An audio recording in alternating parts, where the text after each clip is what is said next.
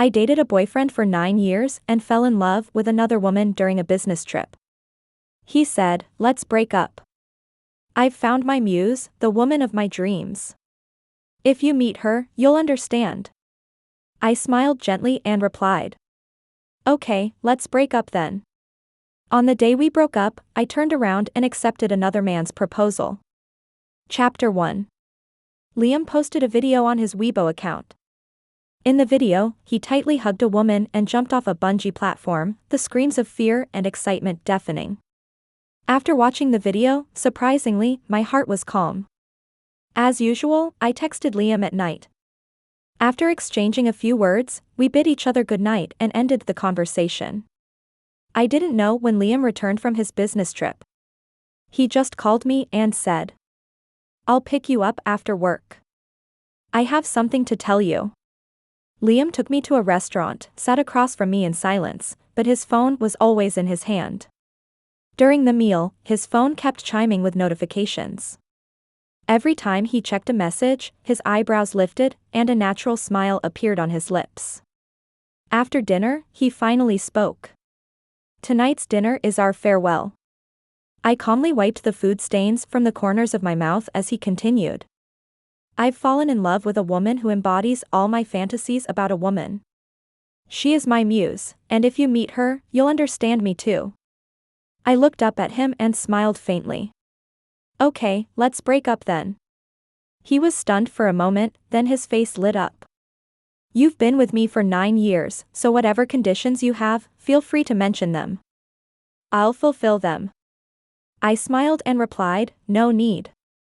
I stood up, picked up my bag, politely bid him farewell. "Nothing else, I'll be on my way." Chapter 2. I started dating Liam when I was 20, and it's been 9 years since then. As I grew older, I found myself trapped in the anxiety of being an unmarried woman at an older age, unable to break free. This anxiety reached its peak earlier this year. I pressured Liam many times about marriage. We argued many times because of it. After the arguments came cold wars. The longest cold war we had lasted over a month, from May 20th to June 25th, his birthday. I gave him a gift and took the initiative to make amends. It was probably after that time when I made amends that my heart slowly started to cool down. The day I agreed to break up with Liam, after returning home, I called my high school desk mate, Nathaniel. I said, "Last year when my mom was hospitalized, you said that if I wasn't married by the age of 35, you would marry me. Were you joking or serious?" Nathaniel was silent for a moment and asked, "What happened?" I calmly explained. "Liam and I have completely ended things. If you don't mind, you can marry me earlier." He asked, "Where are you now? Send me your address." So I sent him my home address location. He quickly replied, "Wait for me." Chapter 3. I waited for Nathaniel for 3 hours, but he never showed up. I texted him with no reply, called him, but no one answered the phone. It seems like my wish to get married has been shattered again. But I don't blame him. The truth is, I wanted to get married not because I liked him, but for another reason. I had just fallen asleep when the doorbell rang at home. Opening the door, I found Nathaniel standing at my doorstep, drenched in sweat and out of breath. In his hands, he held a vibrant bouquet of red roses and quickly apologized to me. "Sorry, an accident victim arrived at the hospital, needing immediate surgery. I was pressed for time and couldn't call to explain to you." I expressed my understanding and smiled at him. Unexpectedly, he suddenly knelt in front of me and pulled out a diamond ring from his pocket, saying, "Elena, will you marry me?" Chapter 4. Last year, my mom was diagnosed with early-stage lung cancer. At that time, Liam was away on a business trip, leaving me feeling lost and helpless. So, I posted a message in the high school alumni group. I said, "Classmates, do any of you know someone at People's Hospital?" Nathaniel, whom I hadn't been in contact with for 5 or 6 years, suddenly replied, "I'm a doctor at People's Hospital. What's the matter? Add me on WeChat and explain in detail." Later, Nathaniel helped me contact specialists. By the end of the year, my mom underwent surgery and recovered quite well. During that time, whenever Nathaniel had free time, he would visit my mom in the hospital room. We slowly became closer again. One time, the two of us were sitting on a bench in the hallway, chatting. Our conversation drifted to Liam. He said, "You've been with your boyfriend for many years, right? How come I've never seen him come to visit Auntie?" I was really disappointed with Liam at that time, but I could only force a smile and make excuses for him, saying, "He wants to come back too, but he can't. The task the company assigned to him this time is very important. If he doesn't complete the work, he can't come back." Nathaniel nodded, then after a moment, he said, "Auntie's health isn't good. Luckily, the cancer was discovered in time, saving her life. I've heard her mention several times that she hopes you two will get married, wanting to hold her grandchild soon." His words struck a chord in my heart instantly. I had intended to hide it, but my eyes inexplicably welled up with tears. I stayed silent for a while, forcefully holding back the tears, and sniffled, saying, "I want to get married, but he's not ready yet."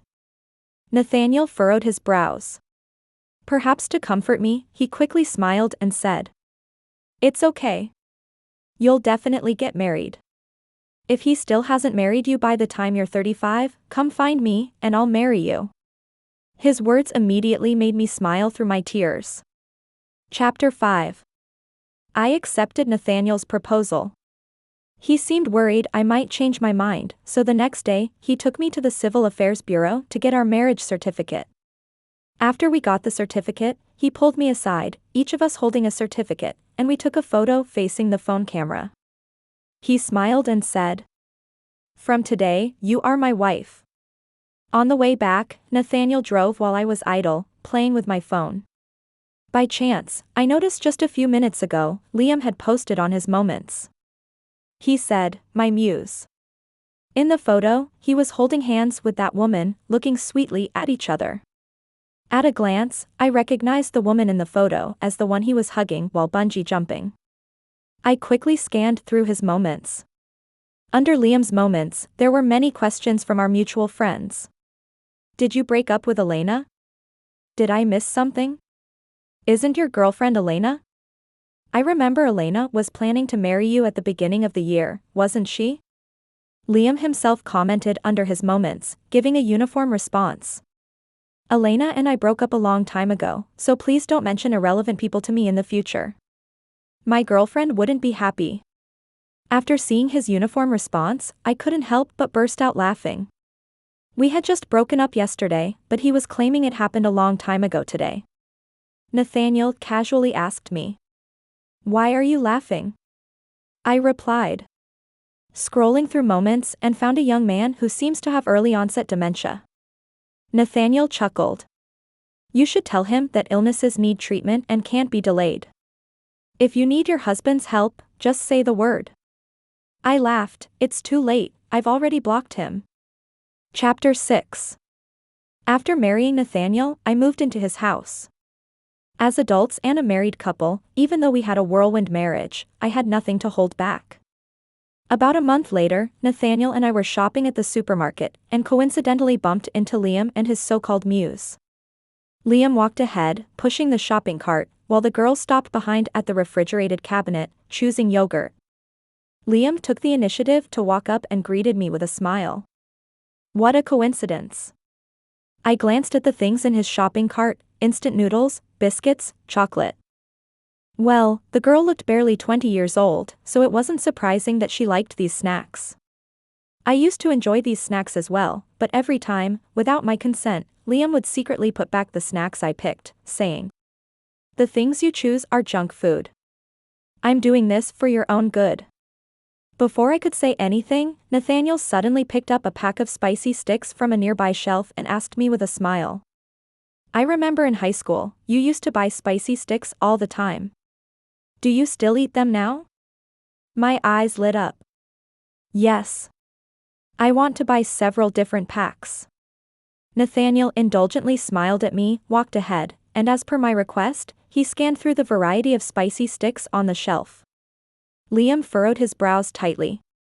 Is he your boyfriend? I casually replied. No, he's my. Before I could finish my sentence, Liam looked knowingly. Oh. Backup? Or just in a vague stage? I shrugged slightly. Believe what you want. I'll go ahead now. Wish you and your muse happiness. After saying that, I turned and ran over to Nathaniel, but I could feel a gaze fixed on my back, never moving away. Chapter 7. When I caught up to Nathaniel, he asked me a question. Is he the idiot you mentioned before? I paused for a moment, unable to help but laugh as I playfully hit his arm, saying, You truly see through everything with your sharp eyes. Nathaniel raised an eyebrow faintly, remaining silent. After returning home, Nathaniel sat quietly on the couch, watching his lonely figure. I felt like I was looking at a pitiful and desolate little creature. I walked over, sat beside him, and asked, Were you jealous at the supermarket just now? Nathaniel slightly tugged at the corner of his lips and calmly replied, Yes. I looked at him in surprise. Really jealous? He sighed helplessly, raised his hand to ruffle my head, saying, After all, he was your ex-boyfriend of 9 years. Can't I be a little jealous? I hugged him tightly, burying my face in his chest, asking, Are you still jealous now? He paused for a moment, then pushed me onto the couch, a strong hormonal scent filling the air. Chapter 8. Nathaniel's job was usually very busy, sometimes too busy to even eat. I usually worked from 10 in the morning until 6 in the evening, so I had plenty of time after work. That day, feeling inspired, I knew Nathaniel had a night shift ahead, so I made some soup and cooked a couple of dishes for him. By the time I arrived at the hospital with the food, it was almost 9 o'clock in the evening. When I reached his office, I didn't see him, but I noticed a lunchbox already placed on his desk. The food inside was still warm, and most importantly, there was a sticky note attached to the lunchbox. Nathaniel, this is a homemade lunchbox I prepared for you with love. I hope you like it. Love you. Signature, a cute bunny. I couldn't help but shake my head, feeling a bit cheesy.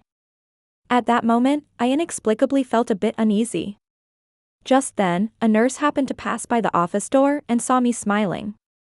She said, You must like Nathaniel too, but I advise you not to bring food for Nathaniel. He never eats food brought by others. The food you bring, Nathaniel always gives to the nurses in our department. I paused, realizing my misunderstanding. I then smiled and placed the insulated lunchbox on his desk, saying, It's okay, he won't eat others' food, but he'll eat what I make. The nurse sighed and smiled. All right, it's up to you then. Chapter 9. When Nathaniel returned after checking on the rooms, he was pleasantly surprised to see me in his office. Elena, what brings you here? I patted the insulated lunchbox on his desk and said with a smile. I thought you have a night shift tonight, so I brought you something delicious. He grinned, You didn't have to say anything. Now that you have, I suddenly feel hungry, even though I've already had dinner. As he opened the lunchbox, he lowered his head to smell it and complimented, Smells good. But soon, he noticed the lunchbox with a sticky note attached next to it, and his expression stiffened. I chuckled. Nathaniel, care to explain? He said helplessly. Just some girls from other departments who like to do this sort of thing, and they always sneak in when my office is empty. I raised an eyebrow lightly and said, Isn't it a bit wasteful to give away the food they bring as a gesture of kindness? Nathaniel chuckled. Wasting food is shameful. Whether or not it's wasting someone's gesture is not within my responsibility. After taking a few bites of the food and a big sip of soup, Nathaniel suddenly paused. How did you know that I give away the food others bring to me? Before I could respond, the nurse who had advised me not to bring food for Nathaniel walked in. The nurse was dumbfounded before she could even say anything. I smiled at her and said, See, I told you, he'll eat what I make. Nathaniel glanced at her and casually said, She's my family. The nurse looked at me in disbelief, her eyes wide open. Nathaniel, you're married? He continued eating while replying. Yes, what do you need? After processing the situation, the nurse said, "The patient in bed 48 is asking for you." Nathaniel nodded while eating. "All right, I'll go there immediately." He quickly finished a few more bites, then looked at me and said with a smile, "Wait for me to come back." Dressed in a white coat, he walked away swiftly, his coat billowing elegantly behind him, looking incredibly handsome. As I watched him walk away, I was left in a daze, thinking, how did I not notice before how handsome Nathaniel is? But I waited for him for a long time and he didn't come back. Instead, the same nurse from before approached me with a warm smile on her face and said, "Family of Nathaniel, you should go back first. We just received an emergency call, and Nathaniel didn't have time to inform you. He left with the ambulance." He was truly busy, but I didn't feel disappointed at all. In fact, as a family member of a doctor like him, I felt quite proud. Chapter 10. Nathaniel didn't deliberately hide the fact that he was married from his colleagues at the hospital, but he also couldn't go around telling everyone that he was married. So, one day when he had a day off, I took him to a jewelry store and bought a men's wedding ring. Nathaniel usually had to perform surgeries on patients, so wearing a wedding ring was not very convenient for him. But I made a request. I said, "I'm not asking you to wear the wedding ring all the time, but for this week, keep the ring in your pocket. Whenever you encounter those girls, take out the ring and put it on." A pleased smile appeared on Nathaniel's lips, and he said, "All right, I'll do as you say." Chapter 11. About 3 months later, one evening after we had just finished an intense workout, my phone suddenly rang. With a flush still on my cheeks and breathing heavily, I picked up my phone and glanced at it. It was a text message from an unknown number. "How have you been lately?" I almost immediately guessed who could have sent this message. I had been in a relationship with Liam for 9 years. During those years, we had broken up and gotten back together several times. I had blocked his number multiple times, and every time he wanted to reconcile, he would resort to this move. Soon after, my phone kept ringing with message notifications, one after another. "I feel like you are still the person I love the most. I shouldn't have impulsively mentioned breaking up with you. Can we reconcile? We've been together for 9 years. 9 years of emotions are not something you can easily let go of, right?" Nathaniel asked me on the side. "Why is your phone ringing constantly?" I handed him my phone directly, saying, "Take a look for yourself."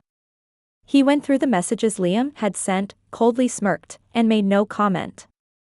I said, "I'll block him." He replied, "No need.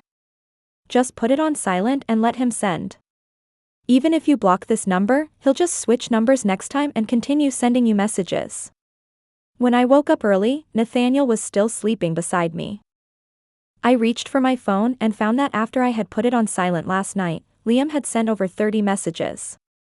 But my gaze was fixed on his last message, where he said, "As long as you're willing to get back together with me, I can consider the idea of us getting married." Chapter 12. What are you looking at? I heard Nathaniel's voice beside me.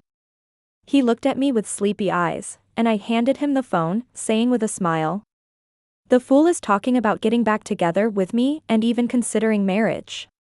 Do you feel a strong sense of crisis?" Nathaniel glanced at the phone, coldly replied to a message. "Get lost." I smiled and playfully grabbed his neck, saying, "Are you angry?" He tugged at his lips. "Not angry, just feeling quite regretful. I should have married you sooner." I buried my face in his chest and softly said, "It's not too late now. But, it seems like many people still don't know about our marriage. How about we post it on social media?" Nathaniel looked at me in surprise. "Are you really willing to announce our marriage?" I asked, puzzled. Why wouldn't I be willing to? In his slightly obscure eyes, a bright light suddenly flashed, and he hugged me tightly, saying with a smile, "All this time, I've been troubling myself needlessly, when you are so wonderful." 1 minute later, I posted on social media. I wrote, "Nathaniel, please guide me for the rest of my life. along with the photo we took outside the Civil Affairs Bureau that day, each holding a marriage certificate. Just about 2 or 3 minutes after I posted, a mutual friend of Liam and me suddenly called me. As soon as I answered, I heard Liam's dejected voice on the phone. "The photo on your social media, it's fake, isn't it? Are you trying to provoke me?" Chapter 13. Liam's words genuinely made me chuckle. Can you fake a marriage certificate stamped by the Civil Affairs Bureau? Why don't you make one for me to see? Liam was not convinced. But the last time we met at the supermarket, you two weren't even together. He wasn't your boyfriend back then. I couldn't help but laugh. Who told you we weren't together at that time? The night we broke up, my husband proposed to me. The next day, we went to the Civil Affairs Bureau to register our marriage. I used to admire Liam in the past, thinking he excelled in every way. Now, for some reason, whenever I thought of Liam, I also thought of the term idiot.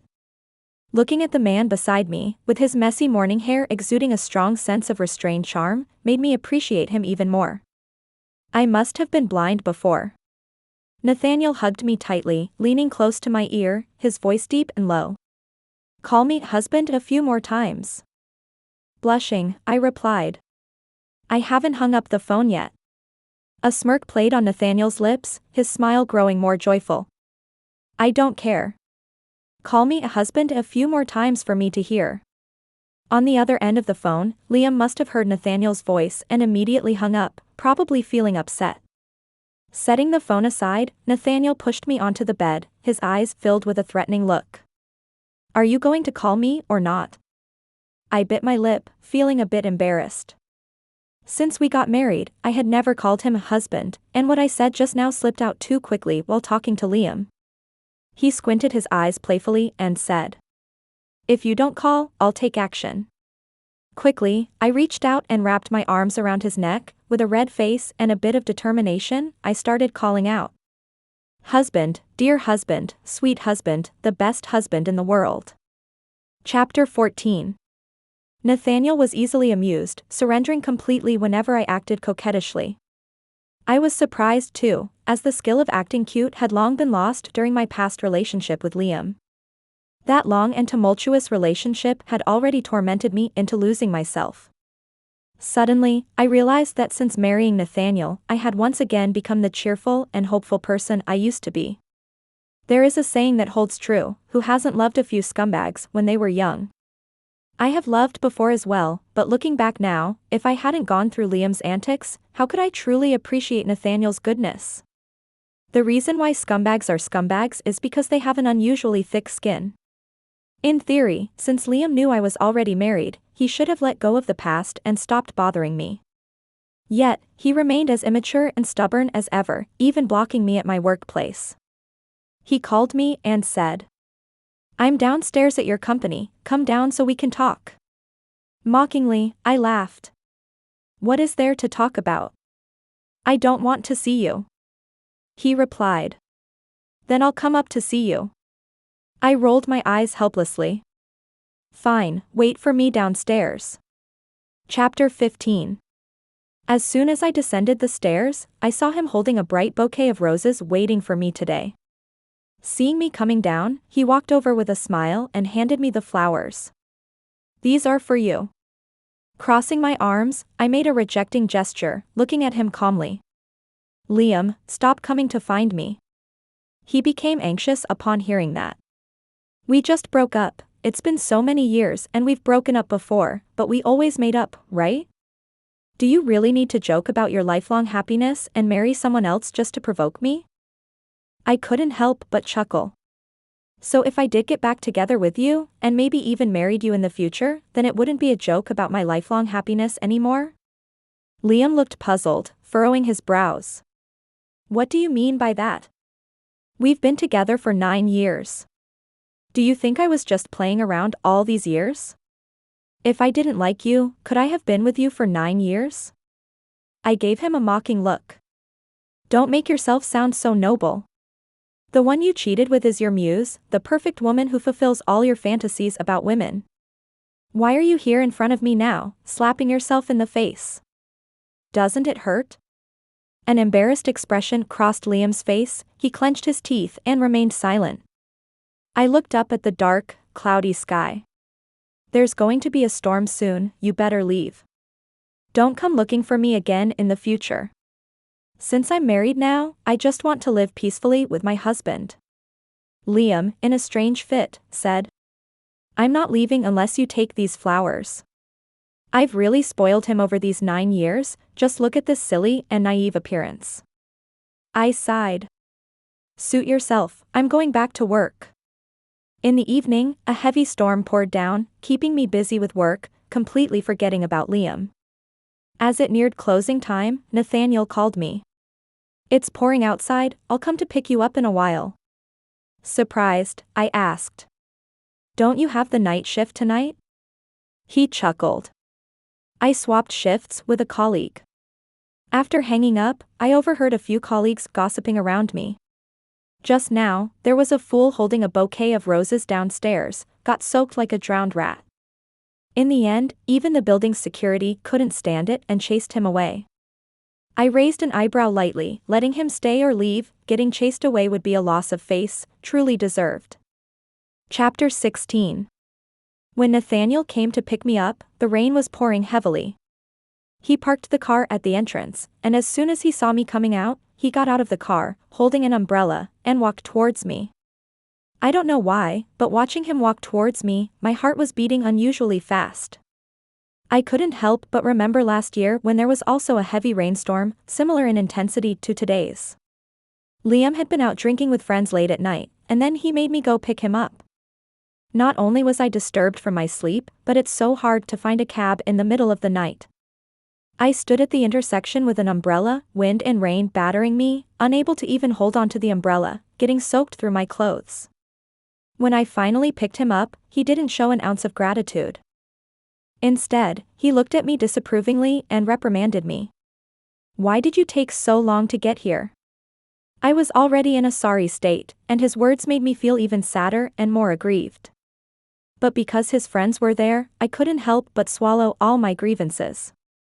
Now, Nathaniel handed me the umbrella. You take the umbrella first. I took the umbrella from him, and in no time, I felt a warmth enveloping me. He had taken off his coat and draped it over my shoulders. It's getting cold at night, don't catch a cold. As he spoke, he took the umbrella back. I stared at him in a daze, feeling a sudden warmth in my heart. This was what it felt like to be taken care of. Chapter 17. That night, when things heated up between Nathaniel and me, I was breathing heavily, holding him tightly, and said, I feel like I'm starting to like you more and more. He heard me, and with a slight raise of his handsome eyebrows, he hugged me tightly. Just liking me isn't quite enough yet. Blushing, I buried my face in his chest, feeling his heavy breathing. I asked him, Do you like me? He looked slightly surprised, then after a moment, he reached out and pinched my face firmly. For the sake of fairness, I won't tell you now. When the day comes that your heart is filled with thoughts of me, then I'll tell you the answer. I pouted slightly, a bit dissatisfied, so I lowered my head and bit down hard on his chest, leaving behind 2 shallow rows of teeth marks. He raised the corner of his lips, in a good mood, and hugged me tightly, his deep eyes full of smiles. Chapter 18. 2 days later, I received a phone call from one of Liam's buddies. As soon as I picked up the phone, I heard him say, Elena, can you come and see Liam? He got caught in the rain a couple of days ago, and he's been running a high fever ever since. When he's delirious, all he says is your name. I furrowed my brows slightly. If he's sick, he should get proper treatment. I'm not a medicine for illnesses. He sighed helplessly. But you two were together for so long. Can you really completely let go of him in such a short time? I had never seriously considered this question, only because I had already completely let go of Liam. I paused for a moment, then calmly explained. In the thousands of days and nights we spent together, every time I needed him the most, he always happened to be absent. I can let go completely because I truly don't love him anymore. Even if he never cheated, even if he never initiated a breakup, sooner or later, I would still leave him. Chapter 19. Not long after I hung up the phone, Liam called me again. His voice did sound a bit hoarse, but not enough to be delirious. He said, "I'm sick, and you can't comfort me a bit?" And saying such heartless words to provoke me. I furrowed my brows tightly. At this point, he actually thought there was room for us to reconcile. I stayed silent. He continued. "Can't I promise you anything? I'll never cheat again. You're the only one in my eyes and heart. Don't be angry with me, talk to your backup plan, end the marriage, and come back to me." What did he say? Backup plan? Nathaniel was never my backup plan.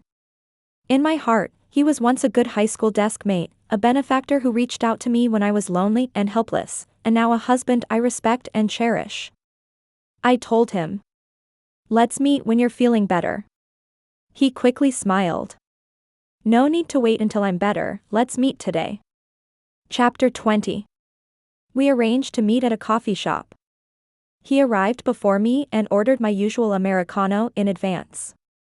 Sitting across from him, facing his smiling face, I calmly said, "Let's clear things up today, let's end things thoroughly." His gaze flickered slightly, and he smiled. "Did you move?" "I went to your place before, and the new tenant answered the door." I nodded. "Yes, after getting married, I moved out of the house and now live with my husband." Liam, a bit flustered, took a sip of his coffee and awkwardly smiled. "It's okay, this way we're even, it's a fresh start." I looked at him calmly. "Liam, I hope you listen carefully to what I'm about to say. Getting married wasn't a sudden decision, I had wanted to get married for a long time." Unwillingly, Liam said. "So, you just casually found someone and got married?" Perhaps even I hadn't been sure before if I had just casually found someone and got married. But looking back now, the answer is no. I looked at Liam and said, "We were together for 9 years. I remember one time when I sprained my ankle while shopping and called you to pick me up. You said you had a long day and just got home, didn't feel like moving, so I hobbled out of the mall, enduring the stairs, limped to the roadside, and hailed a cab back home." Pausing, I continued. "Another time, I had appendicitis surgery and was hospitalized. My mom came from our hometown to take care of me, and you just visited me briefly after work. On weekends, when you were off, you preferred to stay home alone, sleeping or playing games, rather than coming to be with me. In the past, thinking about the grievances I had suffered would make me sad to the point of tears, but now my heart was extremely calm, simply because I no longer cared." I looked at him and went on. "I used to be able to digest those things on my own, but last year when my mom was diagnosed with lung cancer, where were you? I felt like my world was collapsing, didn't know what to do, and when I needed you the most, you still weren't by my side." He hurriedly explained. "I was away on a business trip, you know I really couldn't come back at that time." I smiled faintly. "Yes, you couldn't come, but during your trip, you actually returned to the office a few times. You were so busy that even when you came back, you had no time to visit my mom in the hospital, not even for a brief moment, even if you just dropped something off and left. Yet you kept lying to me, saying you couldn't make it." Liam moved his lips but ultimately remained silent, hanging his head. The reason I gave up completely was that I had hoped for him time and time again, only to be utterly disappointed each time. After a while, I became numb, and being numb, slowly but surely, I stopped loving him. Chapter 21. Earlier this year, I pressured Liam to marry me several times because I was getting older, and my mom's health wasn't good. She wanted to see me get married and have children sooner, so I felt an urgent need to marry. At the time, Liam was my boyfriend, and since I wanted to get married, it naturally had to be with him. Thankfully, he didn't agree. Recalling last year when my mom was diagnosed with lung cancer still brings great discomfort and makes me want to cry. I sniffed and chuckled with red eyes, saying, "When I was at my wit's end, it was Nathaniel who was always by my side. He helped my mom find the most authoritative experts, visited her in the hospital whenever he had free time, and comforted me when I was sad, cheering me up." Liam suddenly clenched his fist, his gaze darkening. He was just taking advantage of the situation. I smiled. even if he was taking advantage, weren't all those opportunities given by you? If you truly couldn't be there for me at the time, I would have understood. But the truth is not that, you just got used to putting me at the bottom of all your plans, or maybe I wasn't even part of your plans at all. He could fall in love at first sight with other women, cheat without guilt, and casually bring up a breakup with me. Once he lost the novelty of that other woman, he would naturally assume that as long as he wanted to reconcile, I would return to him. Love can take many forms. Sometimes we lose ourselves because of love, but other times we strive harder to be ourselves because of love. Before leaving, I looked at him seriously and said, "No one will stand still in a hopeless wait." If I hadn't met Nathaniel, I might never have realized that beautiful love can bring happiness. Fortunately, I met him. Chapter 22. After leaving the cafe, I called Nathaniel. The first time it rang, he didn't pick up. He once told me that when he was in the operating room, he would leave his phone in the resting room but wouldn't turn it off because he was afraid of missing important calls. That way, after he finished the surgery and saw missed calls on his phone, he could call back immediately. But that day, he didn't return my call. I waited from morning till night, over 10 hours. I've never missed someone like this before. Even though he wasn't by my side, even though I was waiting for his call, I didn't feel the slightest bit wronged. I know he is doing what he must do, even though he hasn't made any promises to me, but he has given me a sense of security in an intangible way. I fell asleep until midnight, and Nathaniel finally called me back. "Sorry for getting back to you so late." I chuckled softly, my voice still groggy from sleep. "What happened today? Why are you so busy?" "There was a car accident on a viaduct in the East City District, 3 severely injured patients, but thankfully, with the efforts of our entire department, we managed to save them all," Nathaniel said. I could hear his heavy breathing as he spoke, probably just off the operating table, returning my call. Then he asked, "Was there something important you wanted to tell me when you called today?" I pursed my lips slightly, feeling embarrassed. After a moment, I gathered my courage and said to him, "There's nothing important, I just suddenly wanted to tell you, I love you." He fell silent suddenly. After a while, he said, "Do you know? I suddenly feel full of energy again, especially invigorated." At first, I didn't quite understand what he meant by his words, but later I found out that he had been in the operating room for a full 11 hours that day. During those 11 hours, he hadn't eaten a single meal, only had some glucose water, and after he got off the operating table, exhausted and barely able to stand on his legs, the first thing on his mind was to call me back. Chapter 23. Shortly after, Liam sent me a text. "I'm sorry, it was my fault." After reading the message, I deleted his number. I knew that after deleting his number this time, he wouldn't change his number to contact me again. 3 months after Nathaniel and I got our marriage certificate, he organized a wedding for me, symbolizing the wedding night. He lay beside me, holding me tightly in his arms.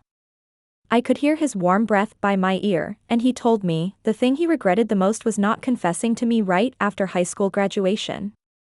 Later, when he finally mustered up the courage to confess to me, Liam was already by my side. He had also been in love with others and put effort into loving someone else, but in the end, he returned to the starting point. He said he had never imagined that one day in the future, he would have the fortune to meet me again and spend the rest of his life with me.